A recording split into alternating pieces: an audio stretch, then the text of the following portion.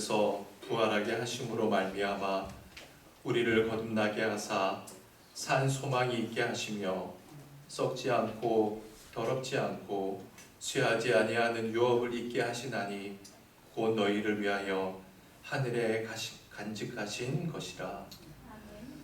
할렐루야. 부활하신 우리 구주 예수님께 찬송과 영광을 올려드립니다. 부활의 첫 열매가 되신 예수님을 따라 우리도 마지막 날 부활하게 될 것을 믿으며 이 시간 하나님께 나와 감격의 부활절 예배를 드리게 하시니 감사드립니다. 예배하는 이 시간 성도들의 마음에 부활과 영생의 소망을 굳건하게 심어 주시옵소서. 썩어 없어질 땅의 것에만 소망을 두지 않게 하시고 부활을 사모하는 성도가 되어서 주님 안에서 견실하며 흔들리지 않는 믿음을 지키게 하여 주옵소서. 죽음을 이기시고 부활하신 예수님의 이름으로 기원하옵나이다. 아멘.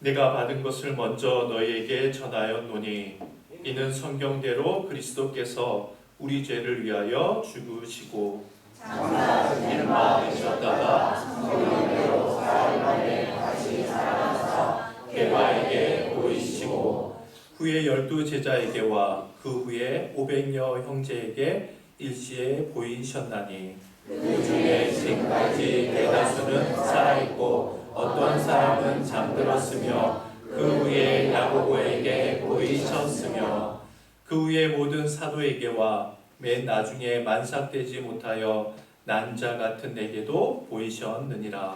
그리스도께서 만일 다시 살아나지 못하셨으면 우리가 전파하는 것도 헛것이요 또 너의 믿음도 헛것이며 만일 그리스도 안에서 우리가 바라는 것이 다만 이 세상의 삶뿐이면 모든 사람 가운데 우리가 더욱 불쌍한 자이리라. 그러나 이제 그리스도께서 죽은 자 가운데서 다시 살아나사 잠자는 자들의 첫 열매가 되셨도다. 아멘. 나는 전능하신 아버지 하나님 천지의 창조주를 믿습니다. 나는 그의 유일하신 아들 우리 주 예수 그리스도를 믿습니다. 그는 성령으로 잉태되어 동정녀 마리아에게서 나시고 본디오 빌라도에게 고난을 받아 십자가에 못 박혀 죽으시고 장사된 지 사흘 만에 죽은 자 가운데서 다시 살아나셨으며 장래 오르시어 전능하신 아버지 하나님 궤에 앉아 계시다가 거기로부터 살아있는 자와 죽은 자를 심판하러 오십니다. 나는 성령을 믿으며 거룩한 공교회와 성도의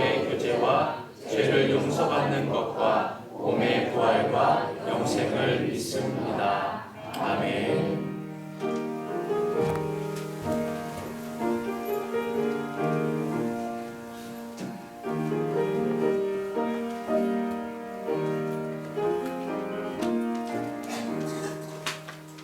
주님께 영광, 다시 사신 주, 사망 권세 모두 이기시었네. 기도 입은 천사 돌을 옮겼고, 누우셨던 곳은 비어 있었네. 주님께 영광, 다시 사신 주, 사망 권세 모두 이기시었네. 부활의 주님 나타나시사 두려움과 의심 물리치셨네. 주의 교회 기뻐 찬송하여라. 다시 사신 주님 죽음 이겼네. 주님께 영광, 다시 사신 주, 사망 권세 모두 이기시었네.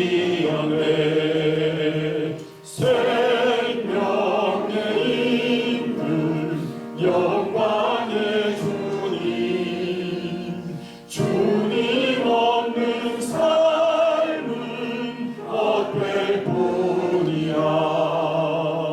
주의 사랑으로 세상 이기고, 요단 건너 평양 가게 하소서. 주님께 영광, 다시 사신 주, 사망 권세 모두 이기시었네.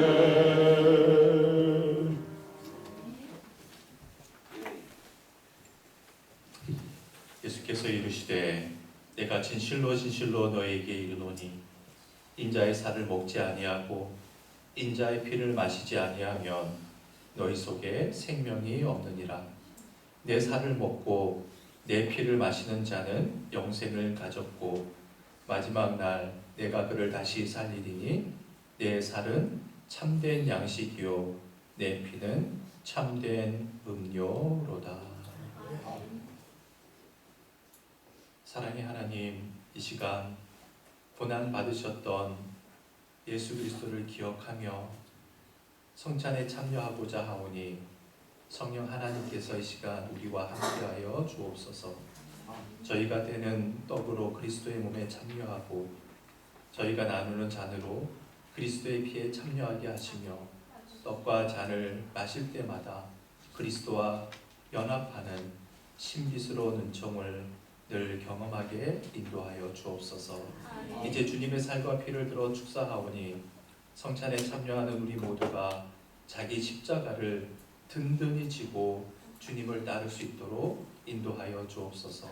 예수 그리스도의 이름으로 축사하며 기도드리옵나이다. 아멘.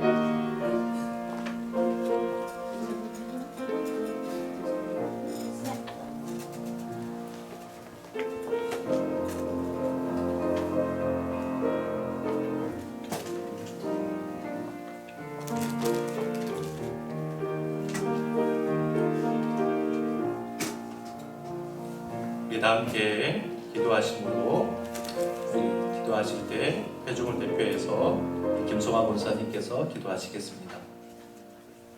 전능하신 하나님 아버지, 사망 본세를 이기시고 부활하신 주님, 그 이름을 높이 찬양합니다. 저희를 죄와 사망에서 구원하기 위해 십자가를 지시고 모든 고난을 기꺼이 감당하시고 부활하심으로 저희에게 참된 소망과 생명 주신 은혜에 감사드립니다.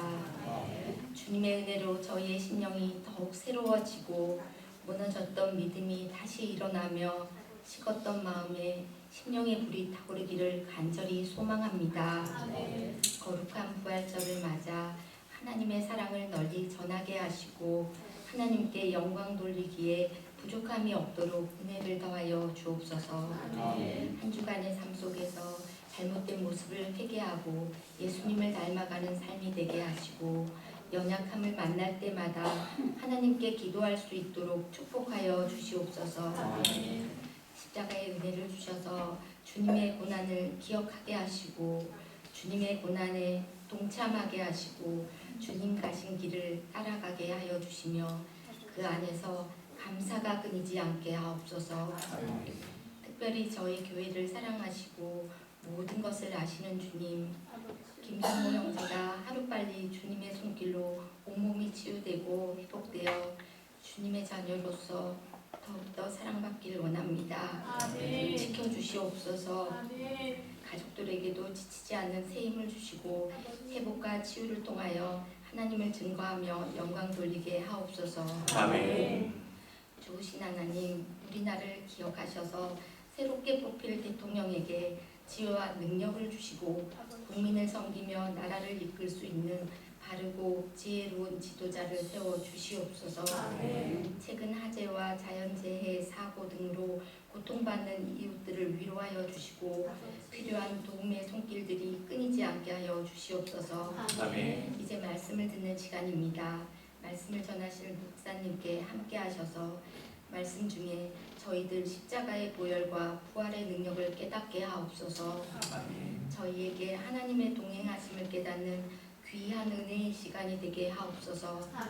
모든 말씀 저희를 죄에서 구원하시기 위해 모든 것을 아낌없이 내려놓으신 예수 그리스도 이름으로 기도드립니다. 아멘.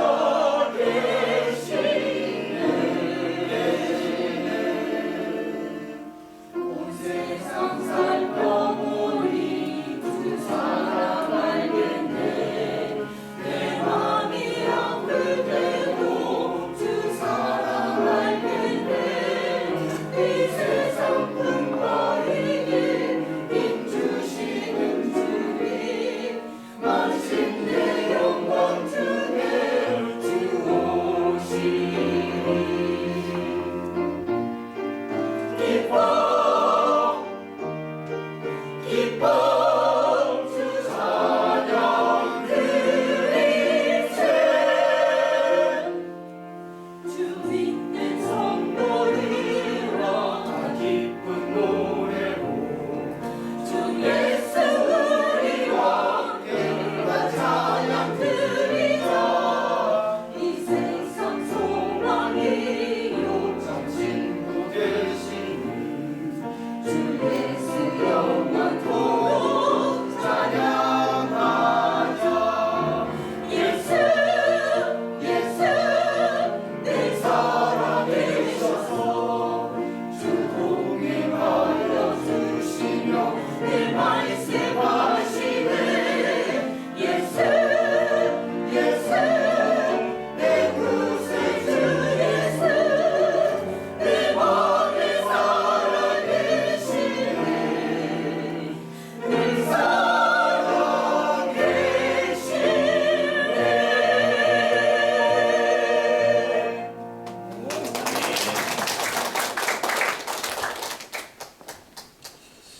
오늘 하나님께서 우리에게 주시는 말씀입니다. 누가복음 24장 1절 6절입니다. 다 일어나서 오늘 주실 말씀 함께 공독해 보겠습니다. 시작. 안식 후 첫날 새벽에 이 여자들이 그 준비한 향품을 가지고 무덤에 가서 돌이 무덤에서 굴려 무너진 것을 보고 주 예수의 시체가 보이지 아니하더라. 이로 인하여 근심할 때에 문득 찬란한 옷을 입은 두 사람이 곁에 섰는지라. 여자들이 두려워 얼굴을 땅에 대니 두 사람이 이르되 어찌하여 살아있는 자를 죽은 자 가운데서 찾느냐. 여기 계시지 않고 살아나셨느니라. 갈릴리에 있을 때 너희에게 어떻게 말씀하셨는지를 기억하라. 이는 하나님의 말씀입니다. 아멘. 오늘은 부활 주일입니다. 부활하신 주님의 은총이 교우님들의 가정과 또한 일터와 모든 범사 위에 충만하시기를 축복하며 축복해 드립니다. 여러분, 우리는 종종 인간으로서는 도저히 용서해 줄 수 없을 것 같은 사람, 또 잔인무도한 짓을 한 사람에 대해서 저 사람은 반드시 단두대에 보내야 한다라고들 말합니다. 그래서 단두대는 사형수의 머리를 자르는 무서운 사형집행 도구의 대명사처럼 여겨지고 있습니다. 단두대 영어로는 뭐라고 하죠? 우리 학생들 길로틴이라고 해요. 길로틴 또는 길로타인. 근데 이 길로틴이라고 불리는 단두대는 프랑스 외과 의사였던 조세프 기요탱의 이름에서 유래가 되었습니다. 이 기요탱이라는 사람은 프랑스 혁명 직후에 프랑스 이외의 국회의원으로 활동했는데, 이분은 이런 생각을 좀 갖고 있었어요. 모든 사형수들을 사람이 아닌 기계로 처형하는 법률을 통과시키는데 앞장을 섰다고 합니다. 그러니까 그 이전까지는 사람이 사형을 다 집행했던 것이죠. 그래서 사형을 당하는 사람도 고통스럽고 사형을 집행하는 사람도 고통스럽기는 매 한 가지였던 겁니다. 그래서 기요탱은 사형 폐지론까지 주장했지만 사형 제도가 아직 시기상조인 것을 생각하고 모두에게 공평하고 또한 고통이 덜한 처형 방법이 필요하다며 단두대 사형을 제안했던 것입니다. 단두대가 도입되기 전에 프랑스의 사형 집행 방법은 두 가지였다고 해요. 귀족의 경우에는 목을 자르는 참수형, 그리고 평민의 경우에는 목을 매다는 교수형이었다고 합니다. 그런데 칼이나 도끼를 사용하는 참수형도 한 차례로 끝나지 않는 경우가 있었습니다. 그럼 여러분 생각해 보세요. 여러 차례에 걸쳐서 칼로 목이 베인다면 얼마나 고통스럽겠습니까? 그래서 돈이 많은 귀족 사형수의 가족들은 미리 집행관에게 칼이나 도끼를 날카롭게 갈아서 단번에 고통 없이 끝내달라고 뇌물을 주는 경우가 비일비재했답니다. 그런데 이 단두대 길로틴은 달랐던 거예요. 모든 사형수들에게 공평했던 겁니다. 왜냐하면 모든 사형수들을 고통 없이 단번에 죽일 수 있는 사형 도구였기 때문입니다. 하지만 단두대는 얼마 지나지 않아서 그것을 악용하는 사람들에 의해서 대량 살인 기계로 전락해버리고 맙니다. 그렇다면 여러분, 인류 역사상 가장 잔인한 사형 제도는 뭐였을까요? 많은 학자들이 십자가형을 가장 잔인한 사형 제도였다고 이야기를 합니다. 이 십자가형은 로마 제국의 사형 제도였습니다. 참수형, 교수형과는 비교될 수 없을 정도로 잔인했다고 해요. 우선 십자가형을 선고받은 사형수들은 십자가에 못 박히기 전까지 반드시 두 가지를 해야 했습니다. 그냥 십자가에 달리는 게 아니에요. 우선 채찍에 맞는 일이었습니다. 십자가 사형 선고가 내려지면 로마 군병들에게 끌려가서 채찍질을 당해야 했습니다. 이 채찍은 9가닥의 가죽줄로 만들어졌는데 그 끝에는 납과 같은 쇠붙이를 달아서 때릴 때 살점이 찢어지도록 했습니다. 그래서 예수님께서도 사형 선고를 받고 채찍질을 당해야만 했던 것이죠. 2004년도에 개봉되었던 영화 패션 오브 크라이스트가 그 장면을 아주 적나라하게 보여주고 있습니다. 두 번째는 자기가 달릴 십자가를 지니고 가게 하는 거였습니다. 당시 사형수들이 달렸던 십자가의 무게가 세로 막대와 가로 막대를 합쳐서 약 120kg 정도가 됐다고 해요. 여러분, 120kg 어마어마한 무게 아닙니까? 그런데 세로 막대는 약 한 80kg, 가로 막대는 약 40kg 정도였는데 세로 막대는 이미 형장에 비치되어 있어요. 그래서 사형수는 십자가 전체를 지고 가는 것이 아니라 가로 막대를 지고 가게 했습니다. 그러니까 우리 예수님도 한 40kg 정도 되는 가로 막대를 지고 가셨겠죠. 그런데 여러분, 십자가형의 잔인함은 채찍에 맞는 것이나 막대를 지고 형장으로 가는 것이나 손과 발에 못 박히는 고통보다 일찍 죽지 않는 데 있었습니다.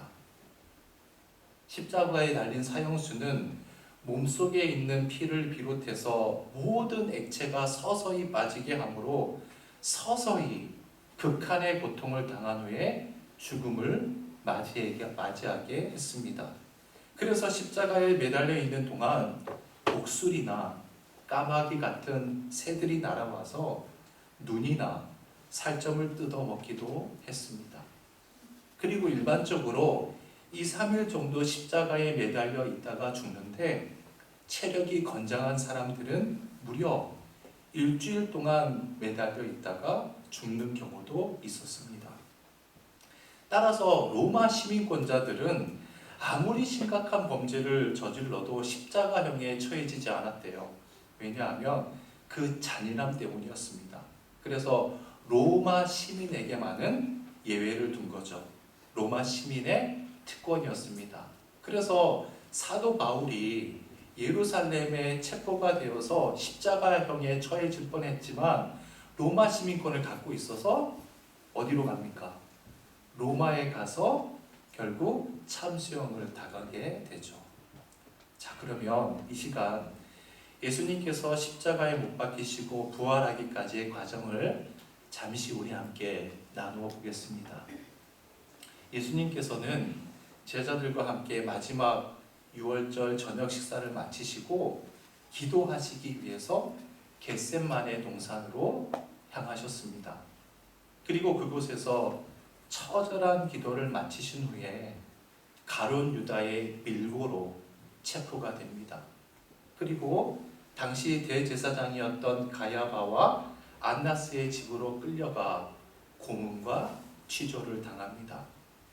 곧이어서 로마 총독 빌라도의 관저에서 신문을 받으시고 그리고 유다의 왕이었던 헤롯 왕에게 또 끌려가서 또다시 신문과 고문을 당합니다. 그리고 또다시 빌라도 총독에게 와서 드디어 사형 선고를 언도받습니다. 사형 선고를 받자마자 아까도 제가 말씀드린 것처럼 채찍질을 당하셨습니다.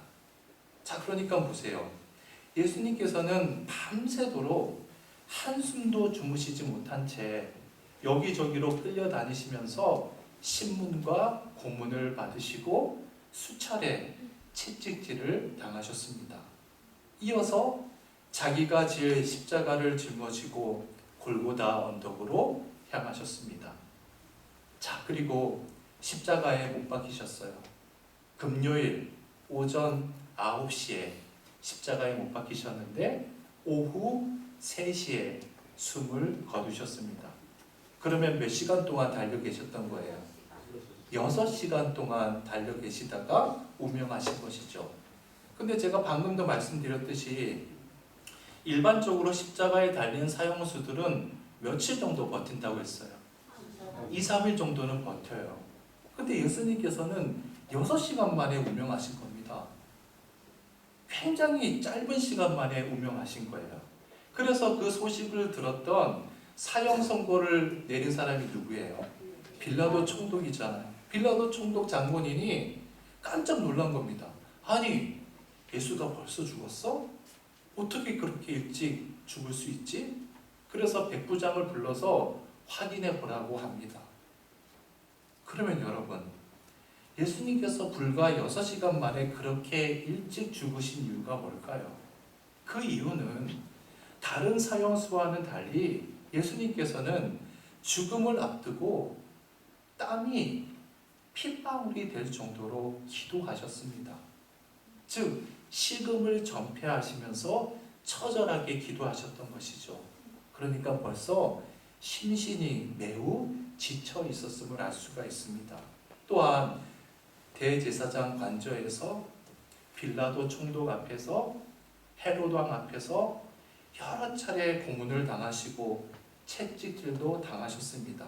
즉 십자가에 달리시기 전까지 그 육신이 매우 약해져 있었음을 우리가 알 수가 있습니다. 즉 예수님께서는 6시간 만에 돌아갈 수밖에 없을 정도로 허약해진 상태였음을 우리는 알게 됩니다.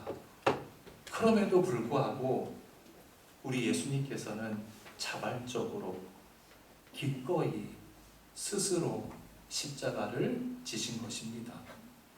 이제 예수님의 시신이 장사 지내게 되었습니다. 우리나라는 죽은 사람을 일반적으로 매장을 하거나 화장을 하는데 고대 유대인들은 동굴을 파서 그 안에다가 시신을 안치시켰습니다. 예수님의 제자이자 돈이 많은 부자였던 아리마대 지방에서 온 요셉이라는 사람이 있었는데 이 요셉이 용기 내어서 빌라도 총독에게 찾아갔습니다. 총독 각하, 자기가 예수님을 장사 지낼 수 있도록 허락해 주십시오. 그래서 시신을 달라고 정중하게 요청했습니다. 빌라도 총독이 허락하자 깨끗한 세마포로 예수님의 시신을 쌌습니다. 우리식으로 이야기하면 염을 한 거죠. 그리고 새 무덤에 안치했습니다. 그리고 그 다음날 안식일이 되었습니다. 토요일이 된 거예요. 대제사장들과 바리새인들이 갑작스럽게 빌라도 총독을 찾아온 겁니다. 그들이 이렇게 이야기하는 거예요. 예수가 살아있을 때 이런 말을 했다는 겁니다. 나는 사흘 만에 살아날 것이다. 그러니까 대제사장도 그 말을 믿지는 않았지만 왠지 모르게 꺼림직한 마음이 들었던 거예요.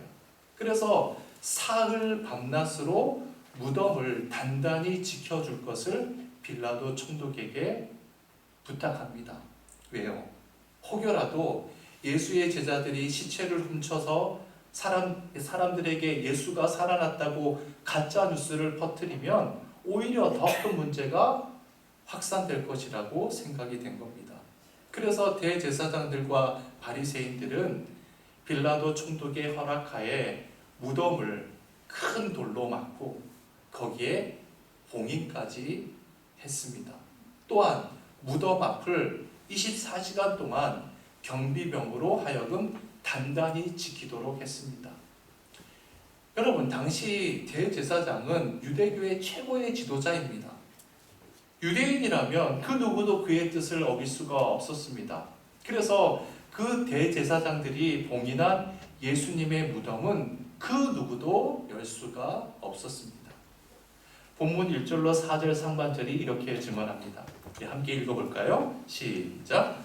안식으로 첫날 저녁에 이 여자들이 그 유명한 방문을 가지고 무덤에 가서 돌이 던져서 울려 옮겨진 것을 보고 들어가니 주 예수의 시체가 보이지 아니하더라. 이로 인하여 근심할 때. 여기서 말하는 안식 후 첫날 새벽은 예수님께서 십자가에 못 박혀 죽은 지 3일째 되던 날 새벽을 의미하죠. 그러니까 예수님께서 금요일 날 돌아가셨잖아요. 그래서 금요일을 첫째 날로 계산하면 바로 오늘 새벽이 되는 것이죠. 바로 그날 예수님을 따르던 여인들이 예수님의 무덤을 찾아갔습니다. 그런데 대제사장들에 의해서 봉인되었던 돌로 된 무덤 문이 활짝 열려 있는 겁니다. 그래서 무덤 안으로 들어갔는데 무덤 속에 당연히 있어야 할 예수님의 시신이 보이지 않는 거예요. 그러면 여러분 생각해 보십시오. 이 여인들이 평소에 예수님의 말씀을 주의 깊게 듣고 그 주님의 말씀을 믿었더라면 그 즉시 무엇을 떠올려야 했을까요? 부활을 떠올려야 했지 않겠습니까? 부활을 생각했어야만 했죠. 그래서 본문 4절로 하반절로 6절이 이렇게 증언합니다. 또 읽어봅시다. 시작. 문득 찬란한 옷을 입은 두 사람이 곁에 섰는지라 여자들이 두려워 얼굴을 땅에 대니 두 사람이 이르되 어찌하여 살아있는 자를 죽은 자 가운데서 찾느냐. 여기 계시지 않고 살아나셨느니라. 갈릴리에 계실 때 너희에게 어떻게 말씀하셨는지를 기억하라. 자, 보세요. 여인들 곁에 찬란한 옷을 입은 두 사람. 이 두 사람은 누구예요? 다른 성경에서는 천사라고 이야기합니다. 두 천사가 근심에 빠져 있는 여인들에게 뭐라고 말합니까? 어찌하여 살아있는 자를 죽은 자 가운데서 찾느냐.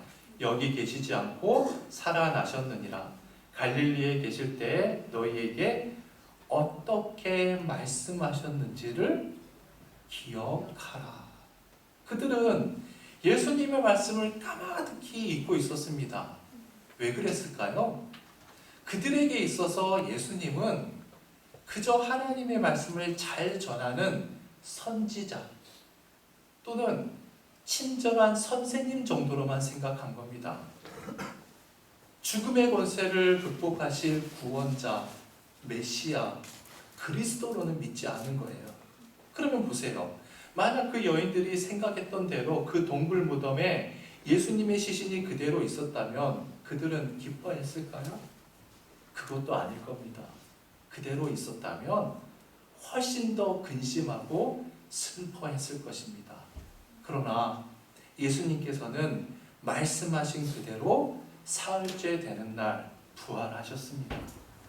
무덤 속에 시신으로 안치되셨던 예수님께서 부활하신 것을 확인하자 그제서야 그들은 예수님에 대한 믿음을 확신하게 되었습니다. 그리고 죄와 사망의 권세에서 벗어나 영원한 생명을 누리게 되었습니다. 여러분, 그렇습니다. 예수님께서 죽음의 무덤 속에서 살아나셨기 때문에 죽음은 더 이상 우리의 끝이 아니라 영원한 하나님의 나라로 가는 출발점이 되었습니다. 또한 예수님께서 죽음의 무덤에서 살아나셨기 때문에 우리가 어떠한 상황 가운데 있을지라도 예수님은 우리에게 소망과 능력이 되십니다. 그 주님이 우리와 세상 끝날까지 함께 하시겠다고 약속해 주셨기 때문입니다. 그렇다면 주님의 부활을 기리는 이 부활절은 어떤 의미로 우리에게 다가올까요? 부활주일은 부활하신 주님과 함께 영원한 삶을 살아가게 된 것을 기뻐하는 날입니다. 또한 영원한 생명을 가진 사람으로서 부활하신 주님과 함께 세상 사람들과는 다른 가치관을 갖고 살게 된 것을 감사하는 날입니다. 한 달 전쯤에 서울에 있는 어느 초등학교 5학년 교실에서 수업 시간에 실제로 있었던 이야기라고 해요. 선생님이 학생들에게 이런 질문을 했습니다. 여러분들이 생각할 때 이 세상에서 가장 훌륭한 사람은 누구라고 생각하세요? 지금 살아있는 사람들 가운데 가장 훌륭한 분을 말해보세요. 한 학생이 손을 들고 말했습니다. 손흥민 선수입니다. 영국에서 프리미어 리그로 뛰고 있는 그 선수, 맹활약 하고 있는 선수가 최고로 훌륭한 사람이라는 거죠. 또 어떤 학생은 한강 작가입니다. 아시아 최초의 여성 노벨 문학상을 탄 그 수상한 한강 작가가 가장 훌륭하다는 거죠. 또 다른 학생이 말했습니다. 뉴진스의 로제입니다. 여러분 잘 모르죠? 아파트라고 아십니까? 유명한 아이돌 가수예요. 그리고 한 학생이 손을 번쩍 들고 자신 있게 이야기합니다. 예수님입니다. 하나님의 아들 예수 그리스도가 가장 훌륭한 분이십니다. 그러자 선생님이 이렇게 이야기해요. 아니 돌아가신 분 말고 살아계신 분 가운데 훌륭한 분을 말해보세요. 그러자 학생이 이렇게 대답합니다. 선생님, 예수님은 지금 살아계세요. 또한 저와 영원히 함께 하시는 분이십니다. 여러분, 초등학교 5학년 학생의 믿음이 우리들의 믿음보다 훨씬 낫지 않습니까? 그렇습니다. 예수님은 부활하셨습니다. 지금도 살아계시고 앞으로도 살아계시고 영원히 살아계셔서 우리를 다스리시고 우주 만물을 다스리시는 전능하신 왕의 왕이신 분, 그분은 예수 그리스도 한 분밖에 안 계십니다. 사랑하는 교우 여러분, 우리의 죄값을 대신 치르기 위해 십자가에 못 박혀 돌아가신 주님께서는 사흘째 되는 날 죽음의 권세를 깨뜨리고 부활하셨습니다. 우리 모두 부활하신 그 주님을 인격적으로 만나십시다. 부활하신 주님을 우리 인생의 주인으로 모셔드립시다. 부활하신 주님 안에서만 공동묘지에서 물거품처럼 사라질 허망한 가치관이 아니라 우리를 영원히 세워줄 영원한 십자가의 가치관을 지닐 수 있습니다. 그 가치관으로 살아가는 저와 여러분 다 되시길 축원해 드립니다. 우리 서로서로 함께 인사해 봅시다. 부활의 주님이 당신과 영원히 함께 계십니다. 부활의 주님이 당신과 영원히 함께 계십니다. 아멘. 우리 주일학교가 우리 헌금을 드리기 위해서 헌금 드리기 전에 헌금 예물 찬양을 한다고 합니다. 자, 앞으로 빨리 나와주세요.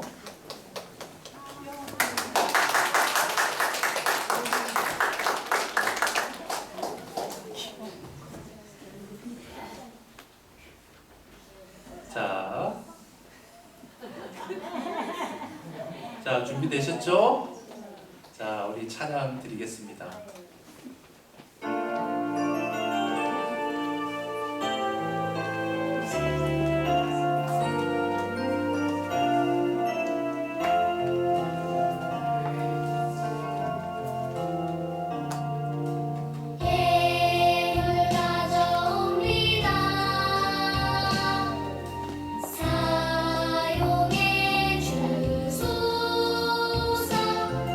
우리 몸도